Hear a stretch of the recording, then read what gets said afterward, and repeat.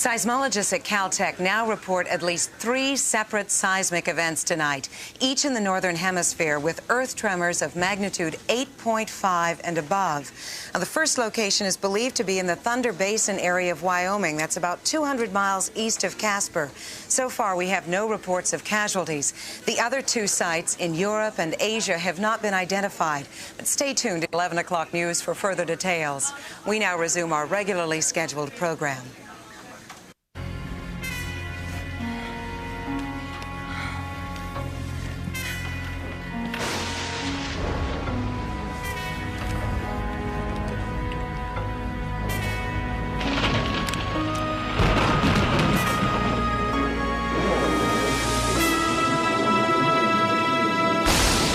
We interrupt this program for a special report from Evening World News in Washington.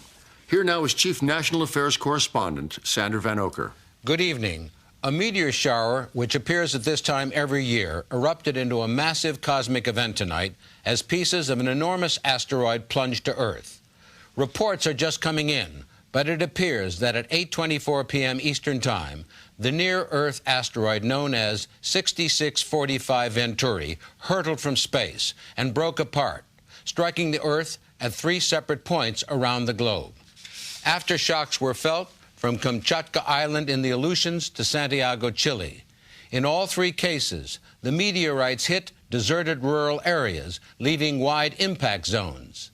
Scientists say if any one of them had struck near an urban center, the results would have been catastrophic. We begin our coverage with correspondent Pamela Barnes outside Mount Palomar Observatory in the mountains east of San Diego. Sandy, as this story first broke, the report suggested that 3 massive earthquakes struck worldwide. The initial shock waves registered within minutes of each other at Caltech. The best image we have right now is this infrared shot from a KH-11 reconnaissance satellite. The crater is 2.4 kilometers wide, more than 1.5 miles across. The red you see around the rim is a section of scorched earth from a wildfire that set the grasslands ablaze at the moment of impact. Correspondent Bree Walker was vacationing in Wyoming when the meteor hit. She came in with the first fire crews, and we go to her above the crater. I'm told we're having trouble with the feed from Wyoming, so we'll bring Bree Walker's report to you as soon as possible. In the meantime, we go to Barry Steinbrenner of affiliate KTML in Casper, Wyoming. With fires from the meteor crater raging out of control, units from the 3rd Air National Guard Wing were quickly called in to extinguish the flames. More than 10,000 people living west of Thunder Basin are being evacuated by National Guardsmen amid fears the fires may spread. And there are numerous reports of power outages both north and east of Cheyenne. This is Barry Steinbrenner, KTML Action News, Casper, Wyoming. I'm told we've now contacted correspondent Bree Walker. She now brings us pictures of what is being called Impact Site Alpha, located 60 miles north of Grover's Mill, Wyoming. Bree, can you hear us? Sandy, as you well know, I've covered my share of disasters. The LA riots, Hurricane Andrew, last year's floods in the Mississippi, even Mount St. Helens when she blew. But nothing I've ever encountered could have prepared me for this. Let's give you a look from the chopper's camera mounted below. What you're looking at now is the crater itself. A massive inferno is the only way you could describe this. In fact, one of the firefighters I talked to said temperatures were near 1,200 degrees Fahrenheit and above. Any human being within miles of this impact would have been incinerated in seconds. As we came in through the smoke and the haze along the crater's east rim, the scene of devastation below was unbelievable, with dozens of state troopers and National Guardsmen surrounding the impact site. When the asteroid hit, it touched off a massive firestorm that destroyed much of Thunder Basin. We're told that chopper you see down below is flying a team of hazardous materials specialists from the Department of Energy. We expect that they'll be checking for radiation or any potentially deadly chemicals that might still be off-gassing from the site. And Sandy, we're just getting word that there may have been some survivors along the Thunder Basin National Grasslands. We're going to go over there now for a look. The 2 other pieces of this gigantic meteorite came down first in the Gobi Desert of China along the southern edge of Mongolia. and minutes later in a mountainous area of the Pyrenees, about 20 miles south of Lourdes in southern France. Now tentatively known as Impact Site Bravo, Lourdes was the site in 1858 of a fabled visitation by the Virgin Mary. It's been a mecca for religious pilgrims ever since. But tonight, as correspondent Paul Whitaker reports, the mood there is one of fear. The churches are full here tonight, with religious pilgrims giving thanks. But not because they came to this holy site, because they're alive. Only hours before the asteroid fell in the mountains to the south, hundreds of people were still on the snow-capped peaks after a long day of recreation and skiing. On était dans le dernier téléphérique de la journée. He was in the last avec tous les cable amis, car off the mountain, et puis tout d'un coup, tout a just as commencé à the bouger earth comme started ça, to shake. Et puis le ciel He and his s'est friends ouvert avec looked une up to the immense sky boule de feu. and saw a huge fireball streaking across the sky. J'ai dit à tous mes amis. This woman, Sylvie Chenard, also survived, but when she got down, she discovered her husband, Jean-Paul, was missing. Il était le dernier à descendre la pente. Il voulait skier encore une. I took down the cable car, and Jean said he wanted to ski down for the last run of the day,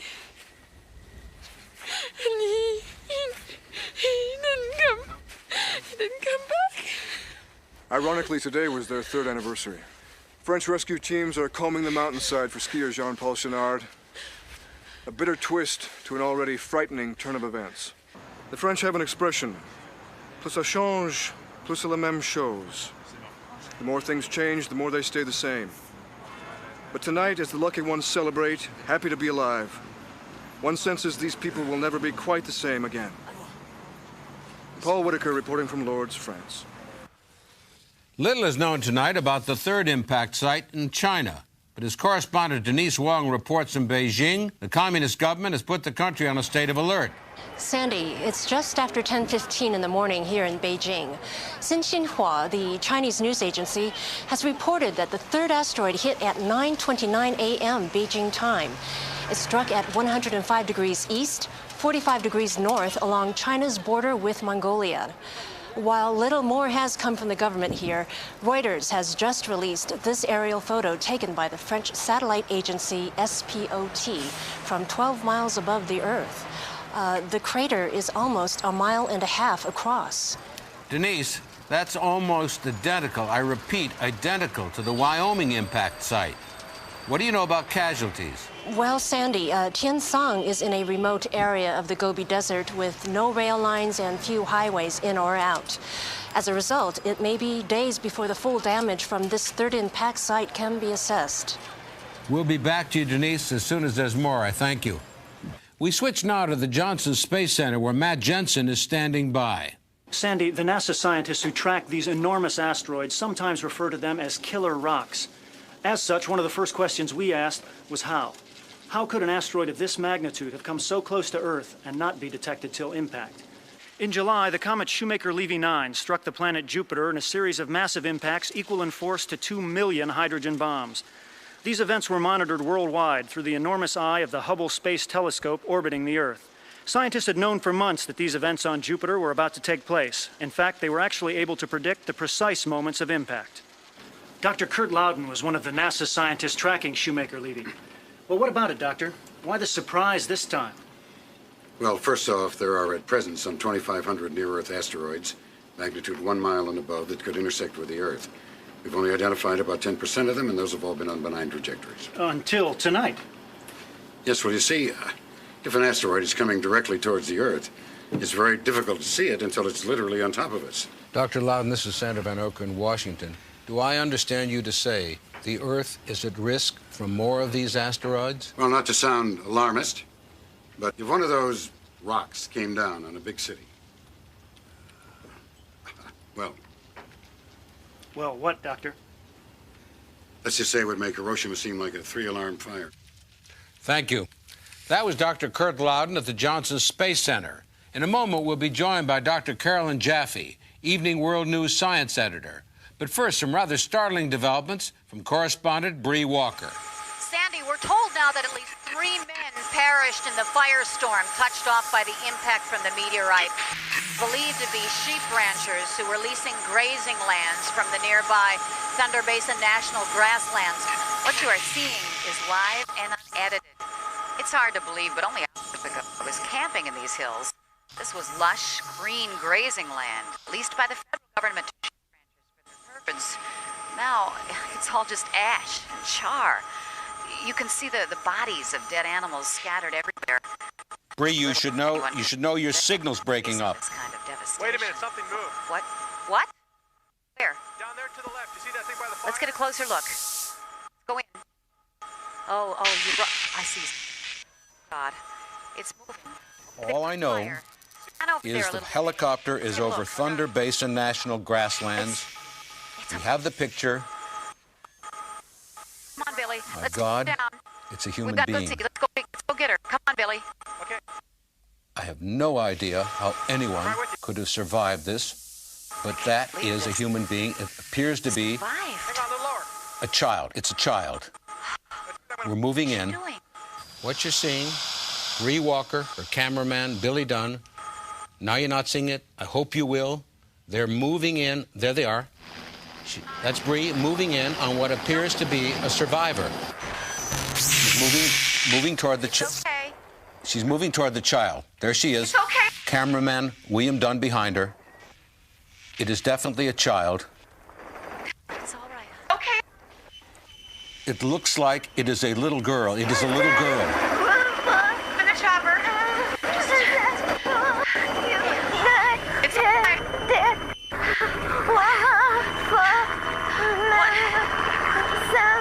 I cannot tell you what she is saying. As you can see, she appears badly burned. How she survived, I will never know.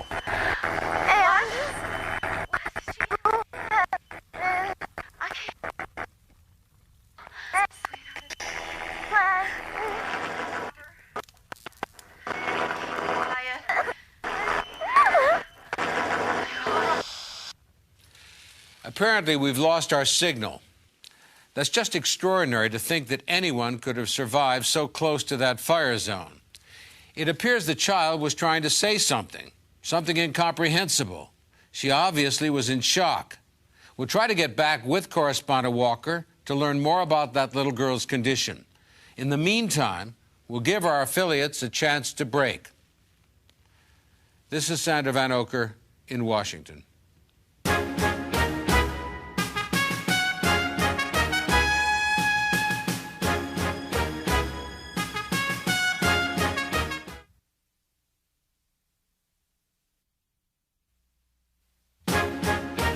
Here once again is Sander Van Oker.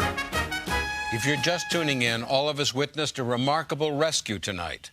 After 3 fragments from a giant asteroid fell to Earth, causing untold damage worldwide, an Evening World News crew was flying over one of the impact sites when they saw something moving. Correspondent Bree Walker and cameraman William Dunn found a survivor, a little girl. We still don't know who she is or what she was saying.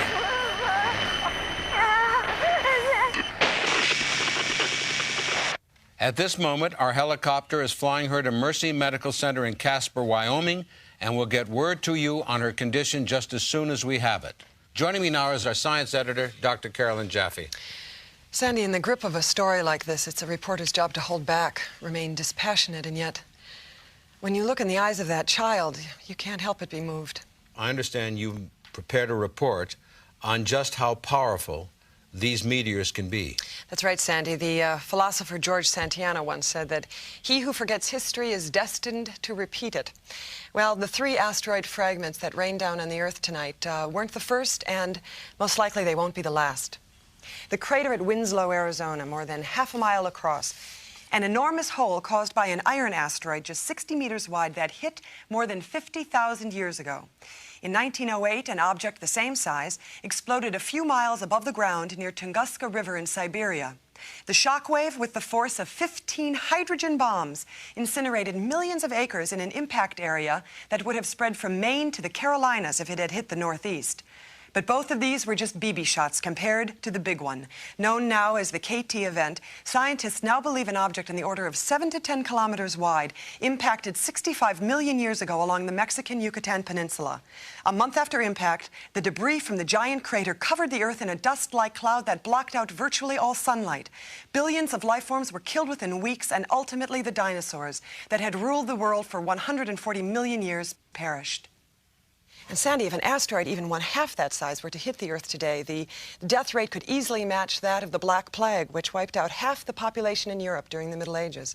Well, the question I've got to put to you is, how real is the threat to the Earth today? I'm afraid it's quite real. 2 years ago, NASA scientists calculated that the odds of a person dying from a near-Earth asteroid were about 1 in 20,000, about the same as being killed in an airline crash. And that's what they assumed? Until tonight. You see, the danger's increasing. Why is that? Astronomers at NASA's JPL say there is a 20% likelihood that because of the meteor shower tonight, we can expect more of these Earthbound asteroids. Forgive me, I apologize, but they're ready now for that report from NASA.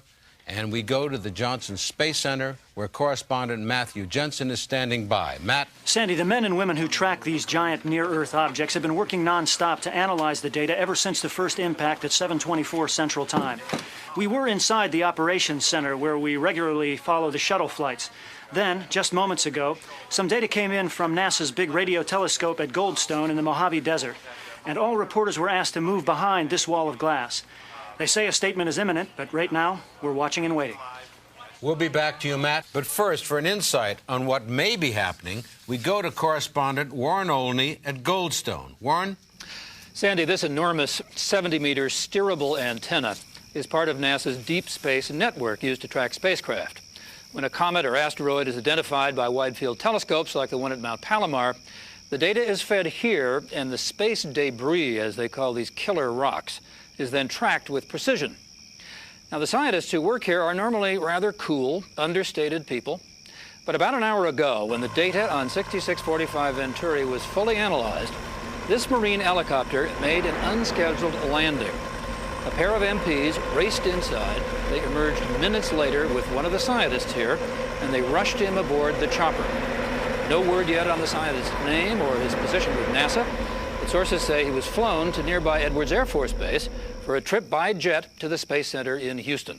Warren, what could have been so important that they couldn't have linked up with Houston by phone or a teleconference? Another good question with no answer from here, Sandy. One source says that the scientist's involvement may have something to do with the asteroid's trajectory, both before and after it broke up. Thank you very much. We've just received an update from correspondent Denise Wong in Beijing. There are no known casualties near the third impact site, designated Charlie. However, the impact is said to have damaged the Tingshin hydroelectric dam, 40 kilometers to the south. Power outages have been reported throughout most of Langshan province, and the Chinese government is requesting emergency generating equipment and Red Cross assistance for the estimated 7.5 million people now without electricity or running water. Doctor, we've just gotten word on the condition of that little girl found wandering near the Wyoming impact site. We go now to Evening World News correspondent Bree Walker, standing by at Mercy Medical Center in Casper. The little girl we found at the scene was badly burned. She's in intensive care now, being treated for exposure and second-degree burns. Doctors have sedated her, and they say she's resting comfortably. Meanwhile, the Macomb County Sheriff's Department has set up a special hotline to try to find out who the little girl is. If you can help, here's the number, 1-800-555-4818. Bree Walker, Evening World News, Casper, Wyoming. There's more now on the fate of another victim, French skier Jean-Paul Chouinard. After combing the area near the second asteroid impact site, French rescue workers came upon Jean-Paul Chouinard huddled in a snow cave near the base of Mount Vinmen. We'll have an update soon from correspondent Paul Whitaker in southern France. Sandy, in this era of home video where people seem to shoot everything, I guess this was inevitable. We've just received tape from KWBF, our affiliate in Newcastle, Wyoming, some 80 miles from the impact site. It purports to show asteroid fragment Alpha streaking across the sky as it roars towards Thunder Basin. I'm told it was shot by Chris O'Neill, the father of 3 from Newcastle. The voice you're hearing is Mr. O'Neill's. Come on out, I'm freezing. Oh, Tyler, you look great. Pretty scary. Joshua? Josh, that's an ugly mask, buddy. You look great. Come on, doesn't she look... Come on, Ashley, give me a Tell smile. Daddy what you're going to say when you go to the front door. Trick or treat. Oh, that's great. Oh, what is that? Get the kids in the house. The tape was analyzed by the FAA, and apparently that was the alpha fragment from 6645 Venturi. We're going to watch it once more as it comes into the camera's lens. Get the kids in the house. Sandy, we're happy to report that no one was hurt, and the children went on to trick-or-treat with one incredible story to tell. Well, thank goodness for that. There's new information on that scientist rushed to Houston to confer with NASA officials. He is Dr. Avram Mandel, an astrophysicist at NASA's Jet Propulsion Lab. Sandy, sources say Dr. Mandel visits the Space Center here in Houston at least once a month, but this is far from a routine trip. In fact, we've just learned that he's flown here not on a conventional carrier, but in the jump seat of an Air Force F-16. With a maximum airspeed of more than 1,400 miles an hour, the flight time from Edwards to Houston should put Dr. Mandel on the ground some 22 minutes from now. Sandy, correspondent Robert Marino has just flown in from Denver, and he is at the edge of Impact Site Alpha. Apparently, the police there have just changed the ground rules. Robert? All of the news crews here have been asked to pull back from the immediate edge of the crater. The official reason is safety. State police saying that there have been aftershocks as a result of the impact. But none of the press on the ground here has felt anything, and there's been stepped-up activity at the crater by NASA scientists. We shot this video only moments ago. Sandy, as you can see, dozens of investigators from NASA and the Pentagon have been flown into the site, which is now beginning to resemble a small air base. You can see a chopper below landing, carrying additional troops armed with assault weapons. Why the government would need firepower like that at the site of a meteor impact is anybody's guess. We're told among the personnel being moved to the site is a team of map makers from the U.S. Geological Survey. In addition, the FAA has now established a no-fly zone immediately over the crater. They've made it quite clear that anyone violating this restriction would be fired upon. So these are the last pictures you're likely to see for a while. Sandy, at Impact Robert, Site... we're going to have to cut away. A statement is imminent from the press room at the Johnson Space Center. We go now to correspondent Matt Jensen. After a virtual blackout since the first impact, Dale Powell, NASA's Director of Community Relations, is about to speak. Mr. Powell, can you tell us... I have a short statement. There will be no questions at this time. Let me just say from the outset that what we're about to show you is based on findings that are preliminary at best. We didn't get that. The findings are not, I repeat, not definitive. Data just analyzed by the Space Center's computer suggests that the asteroid 6645 Venturi was approaching the Earth on a precise trajectory for impact at 90 degrees north latitude when it broke up over the polar ice cap. The 3 debris segments that split apart landed at the following impact points. 0 degrees longitude near Lord, France. The other 2 sites were at 105 degrees west in Wyoming, and the same longitude east in Mongolia, here and here. All 3 sites were located at 45 degrees north latitude. What, they're filling it. That is all we have at this point. Dale, wait a minute. You're saying they broke up over the North Pole and came down in a perfect pattern? That is correct. What does that mean? We've made no conclusions at this point. Well, what are the chances that a random asteroid would hit and break up and fall with such precision? No comment. Well, what about the fact that Dr. Avram Mandel is being flown here on an Air Force fighter jet? What about it? Well, you couldn't have gotten him down here any faster if you'd shot him from a cannon.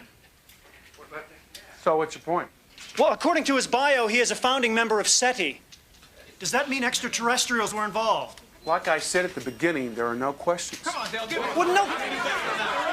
Come on. Okay, stand by. I'm going to go live here. Ready? There you have it, Sandy. Back during the Watergate, they would have called that a non-denial denial. This isn't like NASA. Ever since the Challenger disaster, they've been one of the most open agencies in the government. That's right, Sandy. But as soon as I mentioned SETI, Powell shut right down. SETI was originally a NASA program. Yes, but just last year their funding was cut. Most of the scientists here are members of SETI. And as you know, Sandy, SETI is an acronym. It stands for the Search for Extraterrestrial Intelligence. Now, these are scientists who are dedicated to the belief that there is life on other planets. Our continuing coverage, Asteroid Fire from the Sky, will resume after this.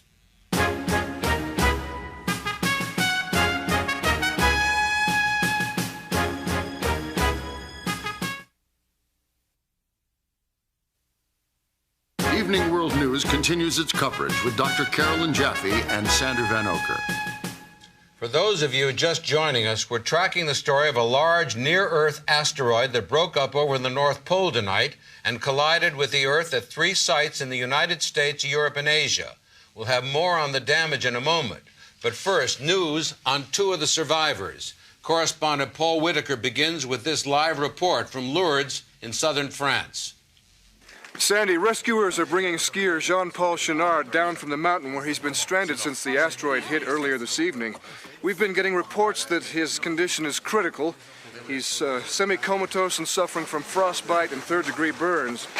Getting him down off this mountain has been an incredible task, as you can well imagine, and his wife Sylvie is clearly relieved that he's been found alive.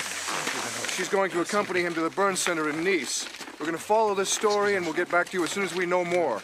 This is Paul Whitaker, Evening World News, reporting from Lourdes. We switch now to Mercy Medical Center in Casper, Wyoming, where correspondent Bree Walker is standing by. Bree? Sandy, a woman called here to the hotline just moments ago and said the little girl is her daughter.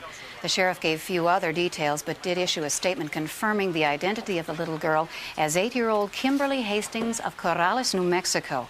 Apparently, she had been missing since last Friday. No one knows yet how she got this far north. Corrales is almost 400 miles from where the asteroid hit. Doctors say she is still in critical condition tonight, yet she is one lucky little girl.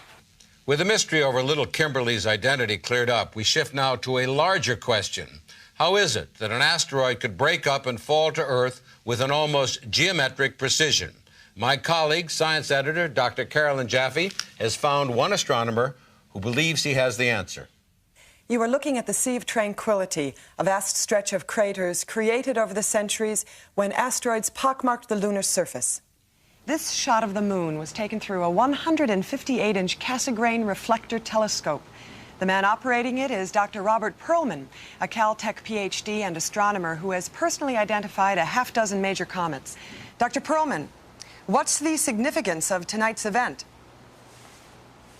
Well, you see, in astronomical terms, tonight's event coming so close to Shoemaker Levy 9 is really unique in recorded history. We understand that you actually have a photograph of 6645 Venturi taken just before it broke up. This was taken at an elevation of 12,500 miles above the pole. Now, 4 minutes later, when we attempted to take another plate, the asteroid exploded. Dr. Pearlman, Sander Van Oker. Ah, Mr. Van Oker. I understand you're the co-chair with Dr. Avram Mandel of SETI, the Search for Extraterrestrial Intelligence. I am. Well, Doctor, what do you make of the announcement by NASA that the asteroid fragment struck in precise order? Well, it just confirms what we've been saying for years. I mean, with 200 billion stellar systems in the Milky Way galaxy alone, the existence of intelligent life beyond Earth is undeniable. Perhaps, but why jump to that conclusion in this case just because the asteroid fragments hit at the same latitude? Well, that's a very, very good question. Let me see if this... Yes. Can you see this? Yes, we can. All right. 6645 Venturi approached the Earth on a dead-center trajectory for the North Pole. The angles of the 3 impact sites, A, B, and C, are exactly 45 degrees. Huh. The odds against that happening in nature are something like, 10 to the 58th power. So, what are you saying? I'm saying that what we've seen tonight is unnatural. Could it happen at random? Not a chance. Oh, thank you, Doctor. That was astronomer Robert Pearlman, Executive Director of the American Observatory in Kitt Peak, Arizona. We need to point out for our viewers the danger of speculation at this point. Because of the breaking events tonight, we're bringing you information that's live and unedited. That's right, Sandy. And viewers should keep that in mind as they watch this next report from Barry Steinbrenner of affiliate KTML in Casper, Wyoming. A 39-year-old crop duster pilot identified as Dwayne Thomas Haskell was questioned by local law enforcement and Air Force officials tonight and later released after reporting a UFO. The alleged incident occurred as he was landing his plane some 40 miles west of Crash Site Alpha near Benson, Wyoming. They ask you about the UFOs, Mr. Haskell. I've already said all I'm going to say. I've already said it. Why were you in there so long? I told them Air Force people all I know. Yeah, but why were you in there so long? I don't want to discuss it. Get away from my truck! Since Haskell refuses to talk, we taped this interview with Sheriff's Deputy Anson Peters, the first official to speak with Haskell. He told me that he was just coming down at around 6:45 after dusting all day. Anyway, Haskell was shaken. I mean, the man was terrified. He said he was just coming in when this thing appeared on his right-hand side, and it followed him a few hundred feet as he landed, and then it streaked across his windshield, and then the thing took off straight up like a shot. At this point, the pilot Haskell is in seclusion. We checked with the FAA to see if there was anything unusual on radar, and they had no comment. This is Barry Steinbrenner, KTML Action News, Wyoming. Well, we've just learned that Mr. Haskell has sold his story to the National Enquirer. Though he denies it, the full purchase price is believed to be upwards of $100,000. Well, was there really something up there tonight? We took our cameras outside just moments ago to get reactions. Do I believe in UFOs? I don't know. I like the aliens. I like that theory. I have no doubt that it's a UFO. I definitely don't think it's UFOs. Well, see, that to me is just humans' arrogancy to think that everything can be explained with scientific data and information. I mean, for years we've always assumed that there's no life on other planets, but why would they be there? You know, I'm not surprised. I don't know. I don't think so. I really don't. I don't believe in aliens and stuff like that. All right. As you know, the White House has been noticeably silent in all this. The president's out of the country at the G7 Economic Summit, and for him that may be a blessing. But there's at least one segment of the administration willing to comment on the alleged UFO incident. We go now to National Security Correspondent Mark Manetti at the Pentagon. Here with me tonight is the Deputy Undersecretary of Defense for Advanced Technologies, Dr. Norbert Hazelton. Now, Doctor, with NASA's announcement of how the asteroid fragments came in, I suppose that talk of UFOs was inevitable. Absolutely. They all come out of the woodwork at times like this. Right. Granted, the crop duster report has yet to be confirmed. But what about the findings of Dr. Robert Pearlman? He's a respected scientist. Look, there's an irresponsible segment of the scientific community that seems bent on proving the existence of little green men, and that's fine. The problem is that the U.S. has been trying to establish contact for decades to no avail. 7 separate unmanned probes have been launched toward the edge of the galaxy, beaming messages from Earth. There have been more than 1,000 U.S. space shots alone since the 1950s. Another 2,400 by the Russians. 12 men landed on the moon and returned without sightings. We wanted to find them. There was nothing. What about the geometric pattern of the crashes? I mean, how could something so precise simply be attributed as a natural phenomenon? Well, I've got just one answer for you. Snowflakes. Hundreds of trillions of them fall to Earth every year, each with an intricate geometric pattern and no two alike. Nature is precise in its randomness, and that is the fascination of it. Thank you, Doctor. Back to you. Sandy, with these allegations of UFO involvement, we shouldn't forget the real story here. That the more than 2,000 near-Earth asteroids still uncharted by NASA represent a significant threat to the Earth. 2 years ago, during a football game in Peekskill, New York, Fans observed this meteorite streak through the sky where it almost destroyed a residential neighborhood. In 1972, an alert photographer in the Grand Teton National Park caught this object as it streaked across the sky at 33,000 miles an hour. With an estimated weight of 1 million pounds, it narrowly missed a campground with thousands of people. And in 1989, an asteroid half a mile wide narrowly missed the planet. The Earth had been directly in line with that giant rock only 6 hours earlier. You're saying that we were only 6 hours away from catastrophe? That's right. In fact, after that near miss, a congressional report concluded, quote, had the asteroid struck the Earth, it would have caused a disaster unprecedented in human history. Doctor, as you know, while government officials continue to insist that tonight's asteroid hits were of natural origin, there's a growing segment of the population who sense something more.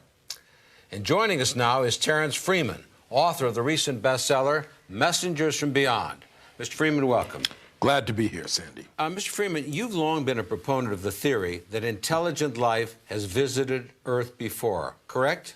Oh, there's no question. There are ancient cave drawings showing figures in space helmets, the pyramids, the enormous figures on Easter Island, even the circle at Stonehenge were all built at a time before we had the technical skills to create them. I'm sorry, Mr. Freeman, but you seem to be denying all human achievement. Oh, on the contrary, men and women accomplished these things, but they were guided by forces on high. It's axiomatic. You can trace the benchmarks throughout history. They come every few hundred years, and we're long overdue. Well, there are plenty of responsible scientists who would argue that these asteroids are long overdue. You know, there's a dictum that scientists are taught to follow. It says that when you are faced with an enigma, the best explanation is usually the simplest and most logical one. In this case, asteroids, not aliens. Forgive me, I've got to interrupt you both. We've just received a disturbing report from correspondent Robert Marino. He's now on the ground near impact site Alpha in Wyoming. Robert? Sandy, two events in the last 10 minutes have put this asteroid impact in a chilling new light. First, our news chopper and about a half a dozen other aircraft were forced to land when an intense radio signal began our navigational system.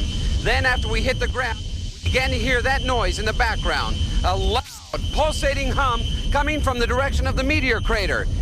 The decibel levels increased minute by minute to the point where you almost have to scream to be heard.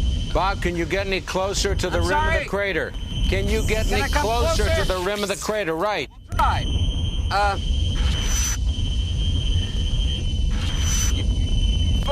You hear the sound of increase as we move towards the crater. It's eerie. It's a sound unlike anything I've ever heard before. And it's loud. It's painful. In fact, it's absolutely deafening. You can hear this, but it's terrible. I can't take it anymore. The AP is reporting that state police units as far away as Casper, Wyoming, have been picking up that same loud hum on their radios. And there's this statement just in from NASA's Jet Propulsion Laboratory, quote, a persistent audio signal of unknown origin on the edge of the FM band is being emitted from the vortex of the crater, unquote. In other words, that apparently benign piece of space rock is charged electronically and sending out some sort of signal. Matt Jensen has more from Houston. Officials here at the Johnson Space Center have confirmed that similar radio signals have now been detected, emanating from the Bravo and Charlie impact sites in southern France and in the Gobi Desert of Mongolia. There's no official word from NASA, but sources here say that the signals could be natural in origin, the result of what is being described as, quote, a pulsating charged ion field, which developed during the parent asteroid's flight through the atmosphere. We repeat, at this juncture, the word is that the signals are of natural origin. Back to you. There's some activity at the FAA's Air Traffic System Command in Washington, D.C. We go there now with correspondent Mike Curtis. Caroline, I'm standing in the Aviation Command Center, where authorities have now confirmed that signals emanating from the asteroid sites have begun to disrupt commercial air traffic. With me now is Facility Manager David Case. David, are you able to shed any light on this situation for us? Well, traffic has been disrupted across the country, but as you can see on the screen behind me, The problem is most acute at O'Hare in Chicago, Wayne County Airport in Detroit, and the 3 New York City hubs, Newark, JFK, and LaGuardia. Mr. Case, this is Carolyn Jaffe. 45 degrees north is the very same parallel where the asteroid fragment struck. Yes, ma'am? You have any comment on that? No, I'm afraid I have nothing to say about that at this time. If you'll excuse me, I have to get back to work. This is Mike Curtis reporting live. Back to you, Caroline. Thanks, Mike. In a moment, we hope to have more on those mysterious radio signals. We stress again, we don't yet know the full significance of all this, but one thing is clear. An event that began some 95 minutes ago with few human casualties has now grown into an international air crisis affecting thousands. Our continuing coverage, Asteroid Fire from the Sky, will return in a moment.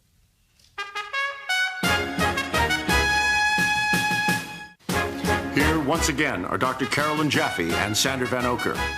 For those of you just joining us now, we are following an ever-widening crisis touched off by the impact tonight of a massive meteor that broke up and fell to Earth.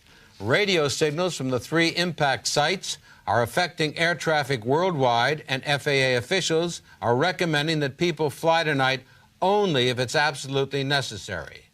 We go now to one of the cities hardest hit. Correspondent Ernie Anastas is in New York. They come here to Times Square, as they always do when the world is in trouble. The Cuban Missile Crisis, the Kennedy assassination, the war in the Gulf, all recorded up on that sign. When you want to take the pulse beat of the planet, few places can give you a reading like New York. Ever since the meteor shower started several hours ago, things we take for granted have been affected. Officials at Newark Airport are reporting delays of up to 3 hours. The situation is worse at LaGuardia, and the 2 runways at JFK have been completely shut down. All New York-bound air traffic was diverted to Boston and Hartford, as interference from the 3 impact sites continues to scramble radar. The only planes moving at LaGuardia were outgoing flights. The resulting gridlock at airports has produced massive traffic jams. This is the Holland Tunnel tonight, and as you can see, traffic backed up with thousands leaving the city by car. Others abandoned their vehicles and rushed into the tunnel, trying to get out of the city on foot. New York City 911 Emergency Center is overloaded now and running on backup generators at this hour. The police and fire departments have called in all off-duty personnel during the crisis.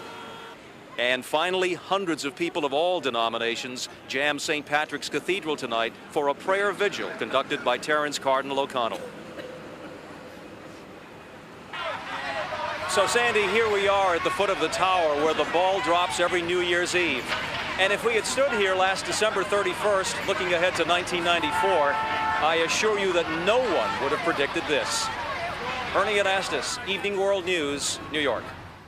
As money markets open now in Asia, there are reports that trading has been suspended on the Hong Kong and Tokyo markets. Scattered power outages have been reported throughout Europe and Asia, but for the most part, people are staying calm, just watching and waiting to see if the unthinkable is possible. Could intelligent life exist elsewhere outside our solar system? And if so, do they have the capability of visiting Earth? Doctor? Sandy, America is a country that thrives on conspiracy. The very word cover-up is part of our national lexicon, and for close to 5 decades now, tens of thousands of Americans have been convinced of 2 things: that there is something out there, and the government doesn't want us to know. The UFO era began in 1947 when a sheep rancher in Roswell, New Mexico, found fragments of what he said was a flying disc. Later, the Air Force called it a weather balloon, but a secret government report made public years later described the recovery of 4 tiny bodies from the Roswell crash site. And ever since then, there have been hundreds of reported sightings. However, the Air Force shut down Project Blue Book, concluding, quote, "No evidence has been found that any of the UFO reports reflect a threat to our national security." Well, there's science fact and there's science fiction. To help separate the two, we go now to a man who spent years studying the threat from these massive meteors.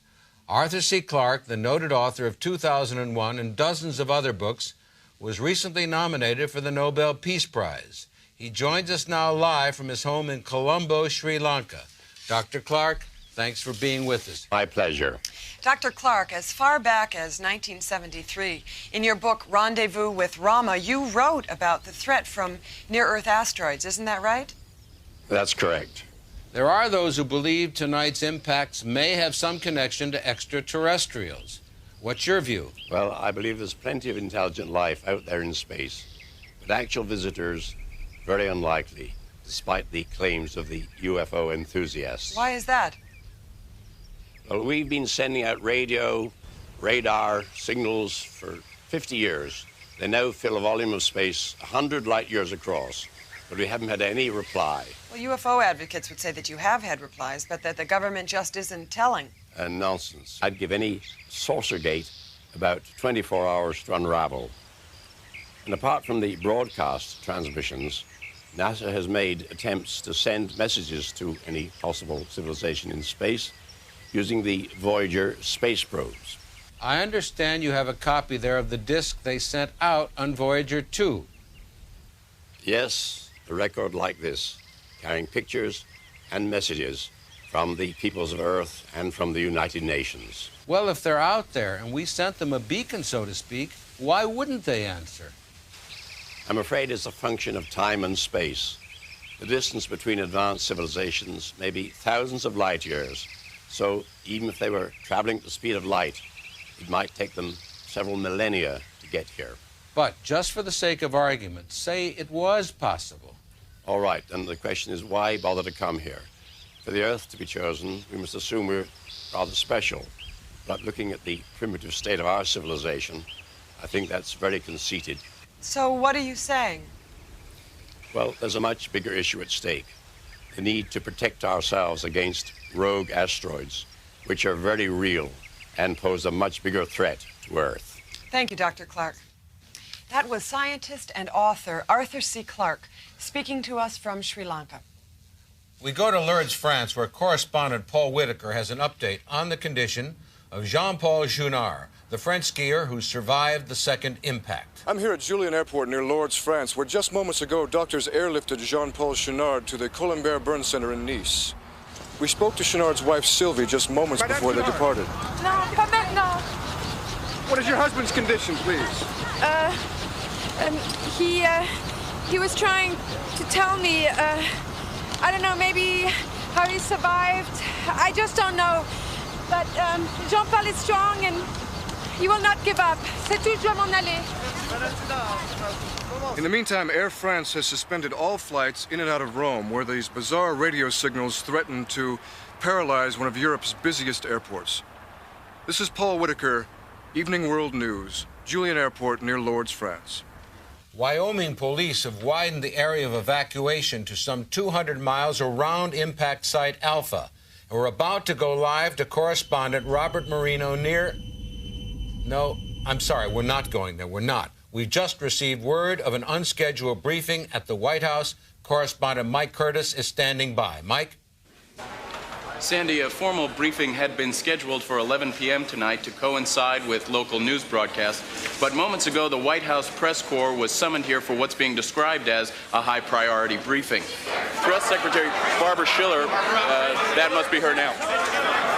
Barbara, one question, please.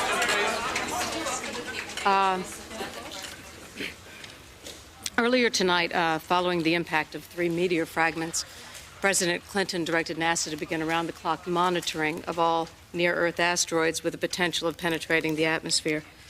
At approximately 9:17 p.m., the Air Force's geodes tracking stations at Socorro, New Mexico, Maui, Hawaii, and Diego Garcia in the Indian Ocean detected the presence of what appears to be a second asteroid. At 65 meters or 200 feet in length, it is on a trajectory almost identical to the path of 6645 Venturi.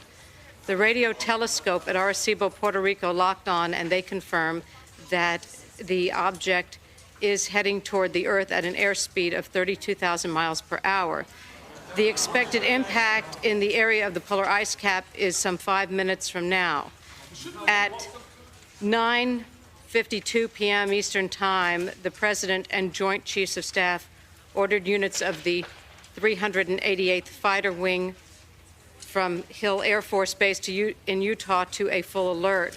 A pair of F-16 fighters from the 18th Space Surveillance Squadron were ordered into the air on a Defense Condition 2 status. The planes are armed with Hawk optically guided missiles capable of destroying the asteroid before impact.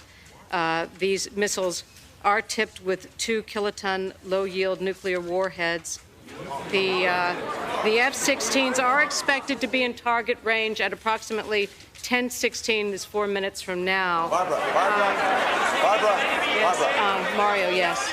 Barbara, how can the president possibly justify the use of nuclear weapons?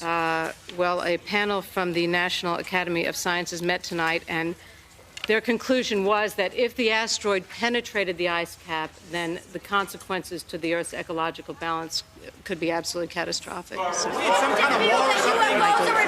What about the radio signals jamming air traffic? How will that affect the F-16's launch? It is our understanding that the traffic is affected only along the 45th parallel. Yes, 45th parallel. Yes, Michelle. Did the president consult Congress? The president did speak with leaders of both houses earlier this evening. Yes. And what about other world leaders? Russian President Boris Yeltsin and Chinese Premier Deng Xiaoping have been informed. Both leaders have expressed their consent, as has the chairman of the UN Security Council. Let me just tell you one other thing, and that is that the missile hardware that is to be used is identical to that which was deployed so successfully in the Gulf War. That's all that we have to There's word just in that the event will be monitored live at the Johnson Space Center. They're deciding whether or not to give the media access to the feed. But NASA, which has been quite quiet throughout much of this crisis, now seems to be opening up. Matt Jensen's live in Houston. Why the sudden turnaround? Sandy, no one here wants to openly break ranks with the White House or the Pentagon. But there are a number of scientists who are unsure about the use of nuclear weapons. Among them, Dr. Kurt Loudon, who we spoke with earlier. Doctor, what is your concern? Simply this. With an incoming projectile moving at 50 times the speed of sound, a close-quarters air engagement may be quite ineffective. Also, the prospect of a nuclear burst over the ice cap may produce consequences even more dire for the Earth's ecology. Ladies and gentlemen, the point being, NASA will be monitoring U.S. Strategic Command Offutt Air Force Base, Omaha, Nebraska. We will be listening to the voice of Air Force Launch Control Officer Major Scotty Powers. You will be allowed to stay. That was Dale Powell, the Director of Community Relations here for NASA. He has just told the press that we will be allowed to stay here in the Operations Center where they will be monitoring the F-16s. So we'll be back when the missiles are ready to be launched. Doctor, there's late word from New York, where the United Nations Security Council has gone into special session. Correspondent Ernie Anastas is outside UN headquarters. Excuse me, could you tell me why you're here tonight? To let the world leaders know that if we are being visited, if the asteroids represent some kind of contact, then the world should respond in peace. Ambassador, what action will the Council take? In the event of the unthinkable, and these are indeed extraterrestrials, we'll try and formulate an agenda for receiving them. Personally, I don't care if it's asteroids or aliens. The most important thing is to keep our families safe, keep our homes safe. If they come to Brooklyn, we'll know what to do. And I come down here with my boys from SUNY College. Figure maybe we could find us some aliens, smack some heads. Why so hostile? You kidding me? I got a brother flies for the airlines. Now, if these things are messing with air traffic, we got to stop them. The two fighters that took off from Hill Air Force Base in Utah will be designated Interceptor 1 and Interceptor 2. We go back now to Mission Control at the Johnson Space Center. Sandy, we're at T-minus 52 seconds and counting here. You'll be seeing 3 pictures up on that active matrix display. On the furthest screen is a feed from the tracking station at Socorro, New Mexico, showing the incoming asteroid. The middle screen will be a graphic showing the 2 F-16s and the asteroid in relation to the North Pole. And the image on the far left is from a camera mounted in the cockpit of Interceptor 1. T-minus 30 seconds. That's Major Scotty Powers, the Air Force Launch Control Officer. Enable warheads. Warhead enabled. Confirm. Locked on guidance. Roger, radar lock. 2's locked. Prepare to fire, then egress left. Cleared to fire in 3, 2, 1, engage. Come on home, boys. 10 seconds to contact. 8, 7. What the hell was that? 6. I-2, Johnny. 5. We're losing video on India 1, India 2. Do you copy? We have contact. It seems like we've had a direct hit on the asteroid, but there's some concern here that we've lost the image of the cockpit. You copy. Say again. Okay, now we've lost the return on both India 1 and India 2. Dale. India 1, India 2. Dale, what happened to the image here on the cockpit? I have no comment. I don't know. We saw exactly what I saw. Was it a hit on the asteroid? Do we have any information? I have no comment. Come in. Dale, what happened to the pilots? People are watching here. John. Maui, come in. India 1, India 2. Dale, you have to let us know. Did we lose pilots on this or not? Were the pilots shot down?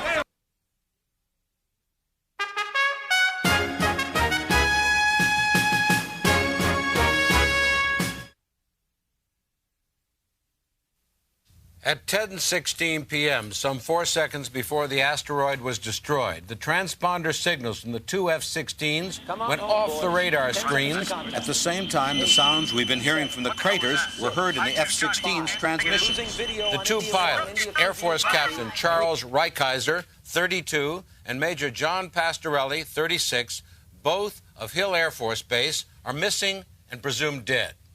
The nuclear submarine USS Houston, which surfaced at the polar ice cap, has reported seeing debris consistent with the afterburner of an F-16. Search teams are racing to the scene from Gander, Newfoundland.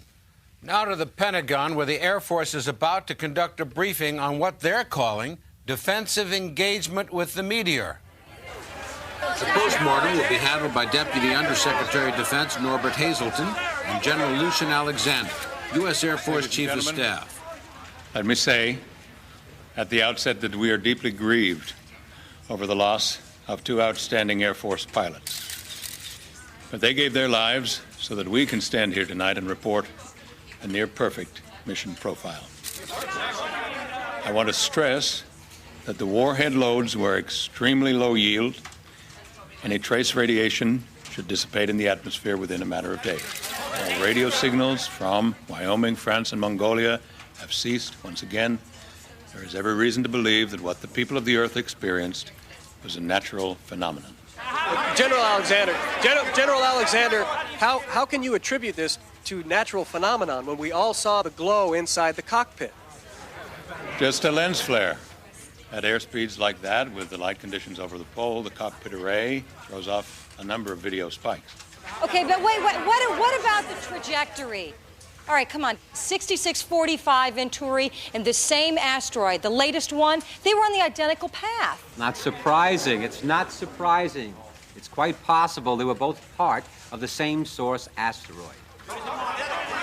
No, the pieces simply split in deep space and came in online. I'll tell you one thing, ladies and gentlemen. If there was ever an argument for jump-starting the anti-missile defense shield, this is it. We were lucky tonight. Good shooting, great hardware. The next time, it might be a different story. Next time, General? What do you suggest? There's going to be a next time? That anti-missile shield the general was talking about, of course, is the Star Wars system, a favorite of President Reagan's, put on the shelf when President Clinton came into power. Sandy, the Air Force F-16 jet carrying Dr. Avram Mandel has touched down in Houston. He's about to arrive at the Johnson Space Center in Houston, and Matt Jensen is there live. Matthew? Carolyn, any minute now, that door behind me will open, and a man who has been something of an enigma in all this will arrive and speak with me. Wait, there he is. Here he comes. You brought me to the telephone meeting. Make sure your meeting is Any comment on the action over the pole? Actually, I do have a comment. The action of the Pentagon is frankly unforgivable. There is a force behind these asteroids that is clearly intelligent. The fact that they chose to land first in unpopulated areas demonstrates clearly that they meant us no harm. The radio signal was acting merely as a sort of transponder to help steer the second vehicle in. But if second vehicle is come crashing down to Earth. Listen to me, people. The entire notion of a flying saucer is a fiction. It's a fiction. They took the form that they wanted to take. They came in the way that they chose to come, in peace at first. What are you saying, Doctor? What I'm saying is that we have made a preemptive strike, people. We have just declared war.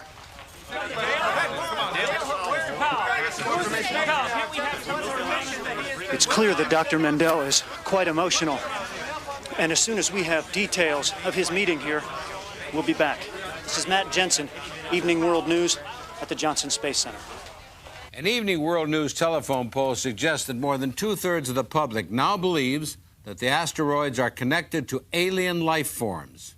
It has been a night filled with charges and countercharges, but we would be remiss as journalists if we didn't separate fact from allegation. To the best of anyone's knowledge, at this point, the giant meteors that came to Earth tonight were of natural origin. All right. With the radio signals now silent, Robert Marino is live from Faith, a Wyoming town less than 50 miles from the impact site Alpha. Robert. I'm here in Faith, an old religious community dating back to the mid-19th century. The town is well outside the evacuation zone. There were no reported casualties or incidents after the nearby impact. Then, after the meteor explosion at the North Pole, Wyoming Edison detected an unusual power surge here. They sent a repair crew out to inspect, and when they got here, this is what they found. Sandy, the streets are deserted. Everybody has vanished. Men, women, children, cats, and dogs. I mean, cars are left in the middle of the streets, and except for the National Guardsmen, there isn't a soul here. The town is completely empty, frozen in time. The sidewalks are strewn with trick-or-treat bags, as if the children had simply dropped them as they left. I don't know what else to say. It's eerie. Air National Guard Sergeant Leroy Diggs told us he was a forward recon in Desert Storm, but that he never saw anything like this. It's like they got swallowed up. We did a full house-to-house, checked for radiation, toxic emissions. We got nothing. I'm telling you, there's no way to explain this. The rescue workers are even using motion detectors, set to pick up the smallest movement, but there's nothing. In a town where 3,000 people live, work, and go to school, everyone is simply gone. As soon as we have any word on what happened here, we'll be back. But for now, this is a ghost town. This is Robert Marino, Faith, Wyoming. A rather sad note from France. Paul Whitaker reports from outside the Colombier Burn Center in Nice, where it's now morning. It's 6:43 a.m. Greenwich time here, Sandy, and doctors have just sent word that Jean-Paul Chounard, the French skier they plucked off the mountain, has died. He regained consciousness briefly before succumbing to injuries sustained when the asteroid hit, and doctors were able to get a recording of his last words here. Fearing that it would be exploited by the tabloid press, his widow Sylvie has requested that it be released to the networks. Jean-Paul.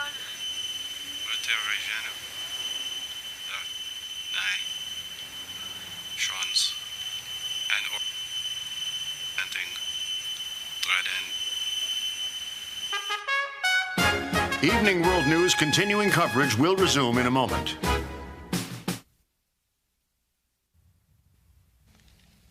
Continuing our coverage in the aftermath of three enormous meteor fragments that struck the Earth tonight, we go first to correspondent Mike Curtis at the FAA's Air Traffic System Command in Washington, D.C. Radio signals from the three impact sites may have stopped, but aviation authorities report ticket counters jammed at airports nationwide. This is Baltimore Washington International. Most airlines report delays of up to 3 hours as dozens of flights are being diverted there. Sandy, this is a continental light market, and fortunately the people at this end of the terminal are able to get out because these flights are still taking off. Authorities say it may be morning before traffic returns to normal. This is Mike Curtis at the Aviation Command Center, Washington, D.C.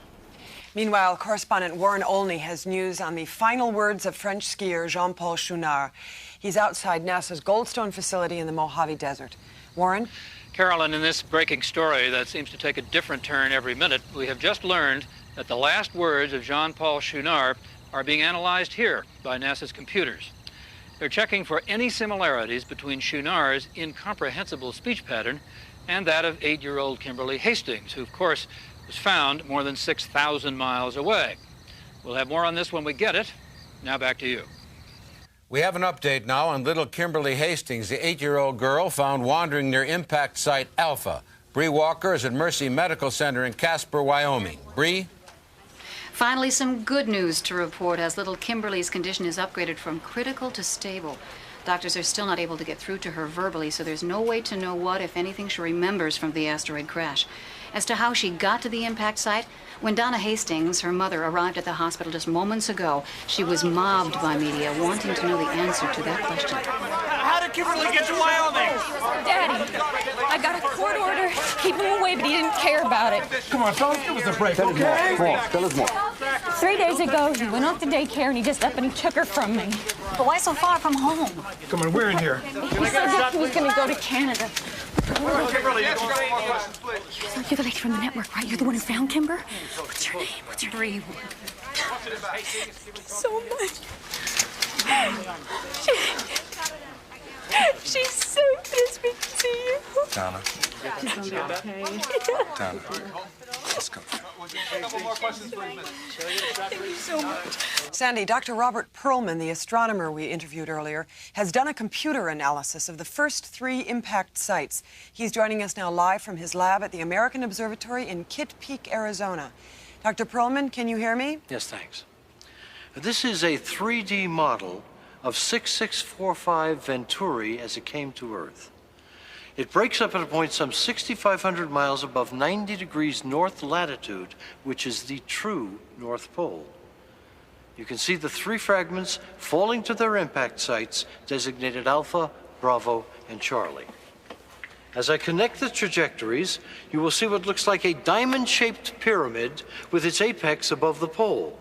The angles on impact are exactly 45 degrees. Forgive me, Dr. Perlman, but that looks remarkably like the line drawing you showed us earlier. What's so new about this model? Well, it will become relevant when I show you this.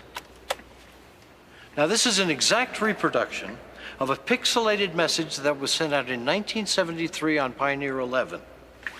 Here you will see symbols for man, the solar system, the DNA double helix, which is the basic molecule of life, and a figure representing the Pioneer spacecraft itself. You will note the upside-down pyramid. Now watch. It's unmistakable. The asteroid fragments represented a symbol. They were using the descent vectors to send us a message. That's an intriguing theory, Dr. Perlman, but I'm sure you'll agree it's subject to debate. Of course. We've invited Dr. Norbert Hazelton to join us. He's Deputy Undersecretary of Defense, and if you don't mind, he has some questions. Not at all. Fire away, Dr. Hazelton.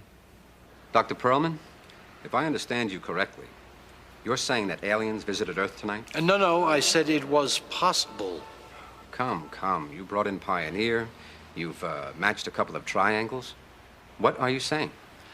Well, if you put it like that, point blank, yes, it sounds improbable. But consider what happened tonight. The pattern of the impact sites, the radio signals, survivors speaking in tongues, an entire town missing. Forgive me, Doctor. This isn't some Trekkie convention. There are millions of people in the world right now panicking needlessly. Yes, and I would like to know how much that has to do with the hair-trigger response of the Pentagon. Me, Doctor. If you can show me aliens in those triangles, I'll give you the second gunman on the grassy knoll. Listen, you know as well as I do that the scientific community is divided on this, but you people see this as an opportunity to hotwire Star Wars, and it shouldn't come down to that. There is much more at stake here. You're damn right there is. Gentlemen, I'm sorry, but we've run out of time.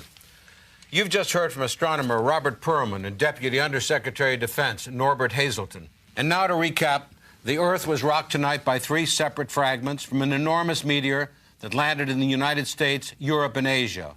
A second meteor on a direct path with the first one was shot down by U.S. planes using nuclear weapons over the North Pole. The 2 pilots in that mission perished. After radio signals from the 3 meteor fragments began jamming air traffic worldwide, civil unrest broke out in a number of countries, with some speculating that the asteroids may have a connection to extraterrestrials. That issue has fractured the scientific community. While the sole survivor of the asteroid impact in Wyoming, an 8-year-old girl, remains hospitalized, unable to speak. President Clinton is now jetting back to Washington aboard Air Force One. He's scheduled an address to the nation when he lands at Andrews Air Force Base at 11:16 p.m. Eastern Time. Forgive me, Sandy, but Dr. Avram Mandel, the SETI scientist rushed to the Johnson Space Center, has just emerged from a meeting with NASA officials. He's talking with reporters right now, and we pick up his comments in progress. No, I'm way past that. Well, why do this here? Because I'm no longer speaking as a staff scientist at NASA. Effective at 9:32 p.m. Central Time, I have resigned my position. as a concerned astronomer, and most importantly, as a human being, I can no longer associate myself with the government's handling of this ongoing crisis. Look. We were given a gift tonight, people. We had a visitation. They came in peace, and we answered them with 2,000 tons of TNT at the end of a nuclear warhead. Now, what if this had been Jesus? Or Buddha, or Mohammed, or a prophet of old? I mean, haven't we learned anything from history? I mean, we all know that we have the most violent planet in the galaxy, but why? In God's name, why did we have to take it to them? Look, Doctor, you're upset. Why don't we do this the right way? No, I wanted to do this the right way, Dale. That's why I flew out here. I tried to plead with these people, and it didn't do any good. Dr. Mandel, you mentioned before that this is an ongoing crisis. What did you mean by that? You don't know? No. You mean they haven't told you anything? Look, the doctor is clearly disturbed. Mojave, don't you do this. This is not responsible. Dale, I am responsible to myself now.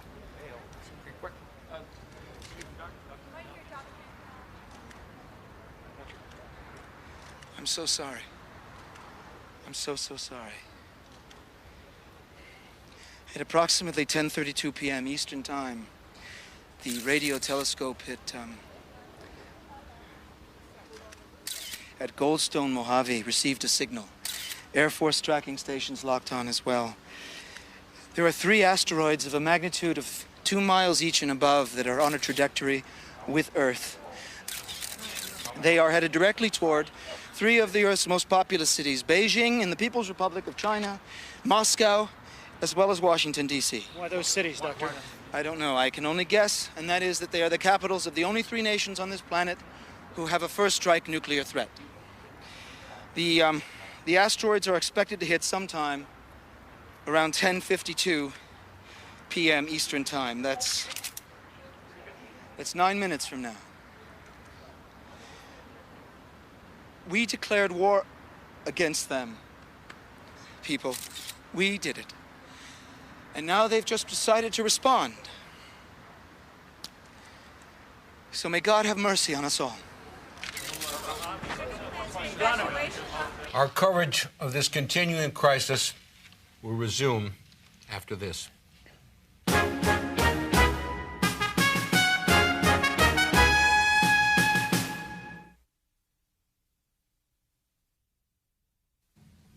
From now on, we'll stay on the air continuously until this crisis is over. As we count down now to the moment of impact, the mayors of the nation's 10 largest cities have all imposed curfews. Looting is widespread amid fears of food shortages as the crisis deepens. Meanwhile, the radio signals at all 3 impact sites have resumed. This time they're affecting not only commercial air traffic, but radio and TV signals across the globe. In many countries, telephone service is out. The reaction in this country has been panic. Hopefully everything's going to be okay, but I just don't know what I'm going to do when it happens.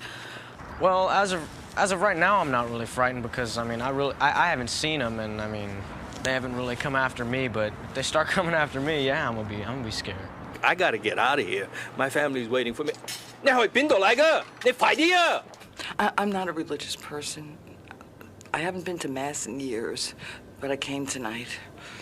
Sandy, there are reports of panic worldwide as fears begin to mount. As you can see here, the French police are having no success in trying to calm the people who are rioting. While in Washington and other cities around the world, the fear is being expressed in candlelight vigils and other peaceful gatherings. No one seems to know what to do or where to go. No place is safe as we realize the magnitude of this crisis. People take to the streets in different ways, but one thing is clear. Racial and national boundaries are disappearing as the world reacts to a greater danger. The best advice anyone can give at this point is to get inside a building, move to the basement, and stay there. In the event broadcast stations lose power, turn to the Emergency Broadcast Network at AM 640 or FM 102.4. We begin with a series of reports from Evening World News correspondents. This is Paul Collingwood in Moscow. It's 6:40 in the morning here, and Red Square is completely deserted. Even during the darkest days of the Cold War, when the U.S. nuclear arsenal was aimed at this city, you never felt such palpable fear. This is not a religious country, but this morning the churches and synagogues are filled. This is Michael Curtis reporting from Washington, a city normally associated with great power. But tonight, all anybody really feels is powerless. Some people have gone home to be with their families. Some are in transit trying to get out of this city, but a group of people have gathered here to be together at the feet of a great man who once saved this union, perhaps in the hope that he might somehow do it again. What would you do if you were told you only had 7 minutes to live? Or maybe it's just a strange attraction we have for witnessing natural disasters. Tidal waves, great fires, or this, asteroids falling to Earth. Whatever the reason is, all we can really do is wait and watch and pray. This is Denise Wong reporting in Beijing, where an eerie calm has set in after hours of fierce fighting between riot police and angry student demonstrators. Now people simply want to be with their families, and we can understand why. All services are reported shut down. Hospitals are overflowing. There's word of a massive fire raging through Shanghai with no apparatus or firefighters to stop it. If this is your last day on Earth, you want to spend it with the people you love. Denise Wong, Evening World News in Beijing.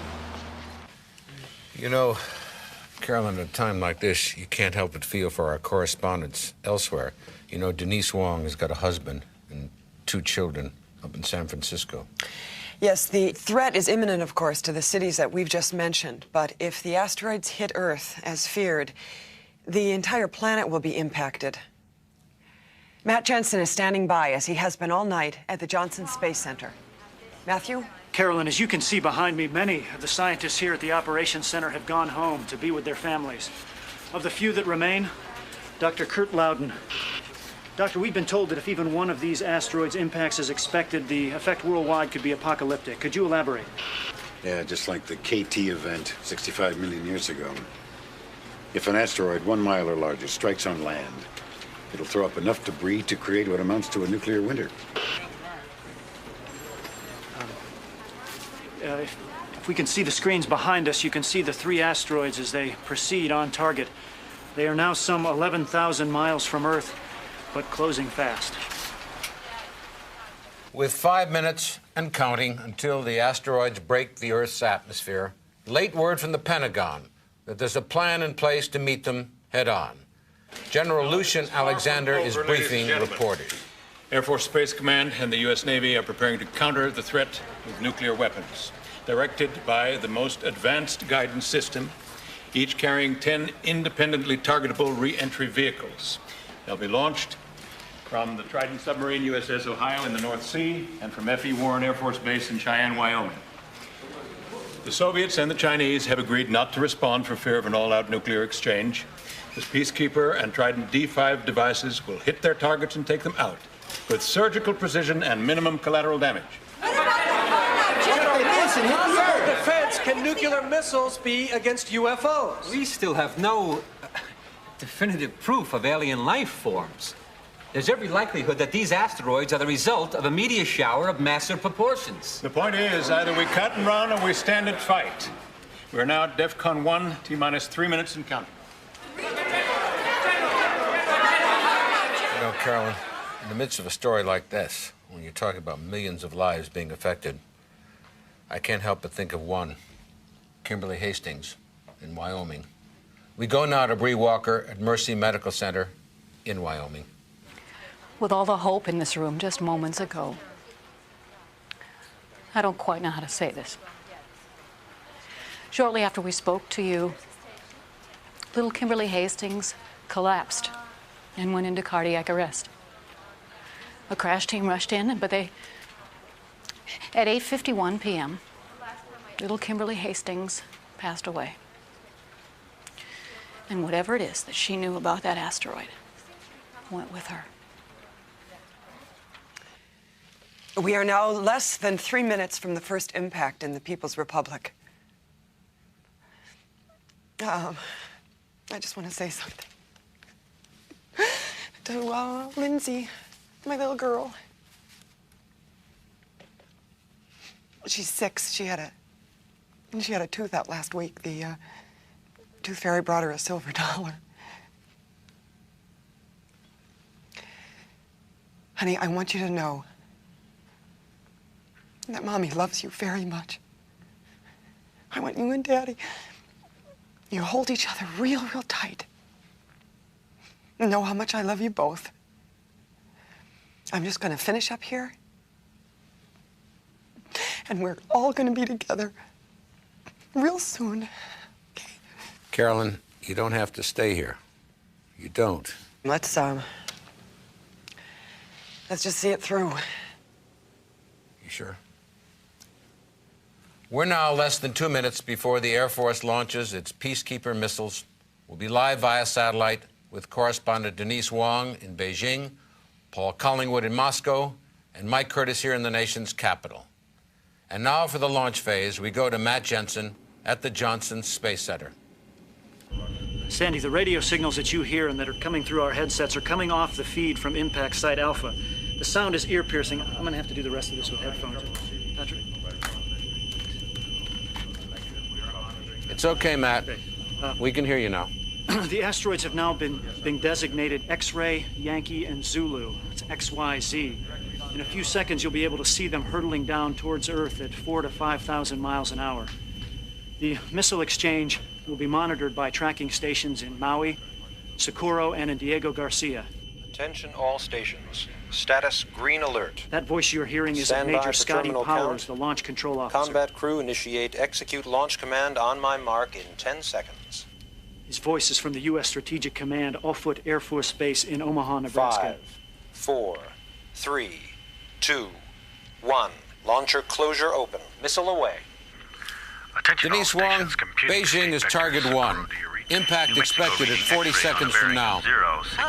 The radio interference is too strong. Do you see anything at all? You're breaking up, Sandy. I'm sorry. I'm going to have to take the headset off. I think you were asking if I saw anything.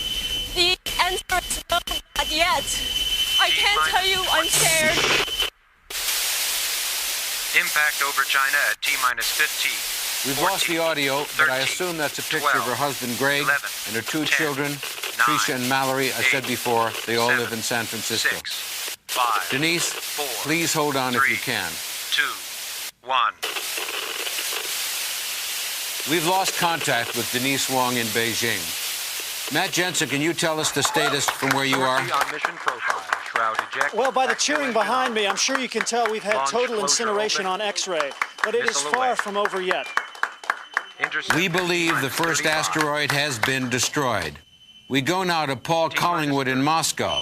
Paul, what's it look like where you are? Nothing so far, Sam. Just the same piercing signal in my headset. Sandy, for the record, I'm a 4-year correspondent. And we're all proud of you, Paul, and your colleagues. And tomorrow would have been my 28th birthday. 12, 11, 10, 9, 8. I love you, Mom and Dad. 7, 6, 5, 4, 3, 2, 1.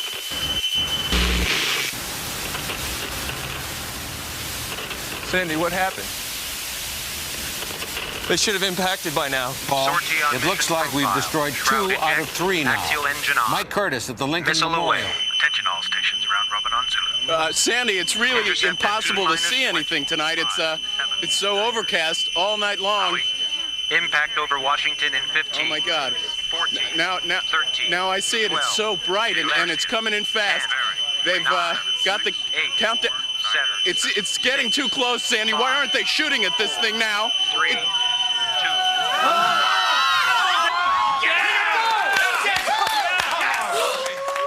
Thank God. Thank God.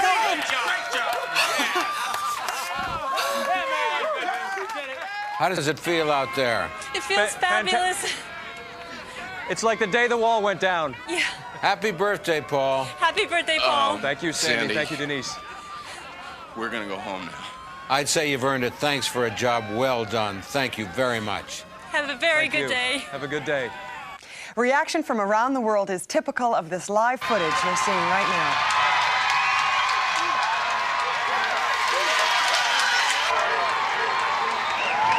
Well, before we sign off, correspondent Warren Olney has some information for us from Goldstone. Sandy, the scientists here have deciphered the speech patterns of Kimberly Hastings and John Paul Schunar. Here's the feed now. Azek, Rula, Schwanz, Azek, Rotary Jenner, Rula, you, Ted, Nay, Wan, Dreden, for, Set, Azek, Rotary Jenner, Rula, you, Ted, Nay, Schwanz. 147 member states. Wait a minute. That's the recorded message we sent up in Voyager 2. Sandy, there's a report from the Johnson Space Center. Matt Jensen is there with comes to us live. Matt? Carolyn, as you can see, the elation in the room behind me has stopped. People were cheering and celebrating, and then it was as if a balloon would burst. Quiet permeated the room, and nobody seems to be giving any indication why. Matt, what is it? Matt, what do you see? Just tell us what you're seeing, Matt. What's the cameraman's name? I'm told his name is Patrick. Patrick, just move the camera to the screen. Show us what you're seeing on the screen. Patrick, do you read? Show us what's on the. Track trajectories. No, there's too many. There's too many to calculate. Oh my God. This is Houston. France, do you copy? France, this is Houston. Come in, please. Do you copy? Mexico City, this is Houston. Mexico City, do you copy? Do you read me? Please change frequencies and copy. Mexico City, Maui, state your Maui, state your incoming. London, this is Houston. London, do you read me? This is Houston. London, if you're there, please answer.